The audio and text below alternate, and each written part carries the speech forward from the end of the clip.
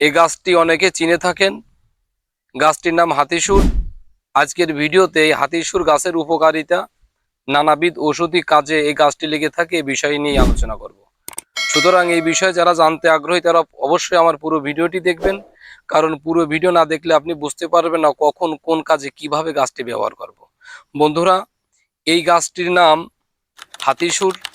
এর বৈজ্ঞানিক নাম হেলিওট্রোপিয়াম ইন্ডিকাম, সংস্কৃতি নাম শ্রীহস্তিনী। এছাড়াও হাতিসুরি, হাতিশুন্ডি, মহাশুন্ডি বিভিন্ন নামে গাছটি পরিচিত। এ গাছটি সাধারণত পুরাতন দেওয়ালের পাশে, রাস্তার পাশে আগাছার মাঝে জন্ম নিয়ে থাকে। এর বাঁকানো পুষ্পদণ্ডে ফুটে থাকে সাদা সাদা ফুল।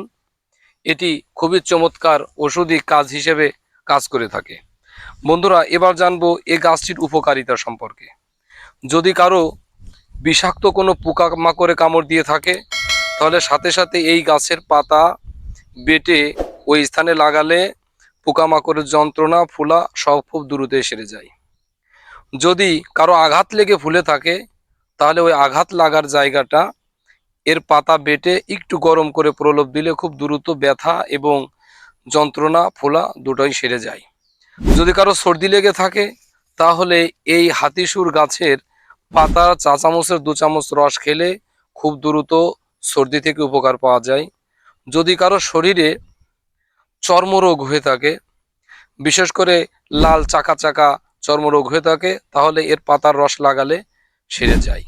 যদি কারো মারি ফুলা রোগ থাকে, যে দীর্ঘদিন যাবৎ মারি ফুলা, মারি দিয়ে রক্ত আসে, তাহলে প্রতিদিন সকালে এই গাছের যে মূল আছে, এই মূল বাসি পেটে কিছুদিন চিবালে এই দাঁতের মারি ফুলা যে রোগটি আছে এটি খুব সহজেই সেরে যায়।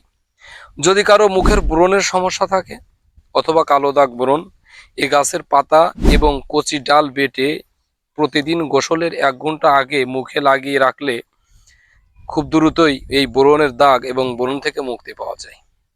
বন্ধুরা, যদি কারো যৌন সমস্যা থাকে, অনেকে সহবাসে সময় পান না, ধাতু দুর্বলতা, গনোরিয়া, নানাবিধ যৌন রোগে যারা জর্জরিত, এরকম যদি কারো সমস্যা থাকে, এটা আল্লাহ প্রদত্ত একটি প্রাকৃতিক সমাধান।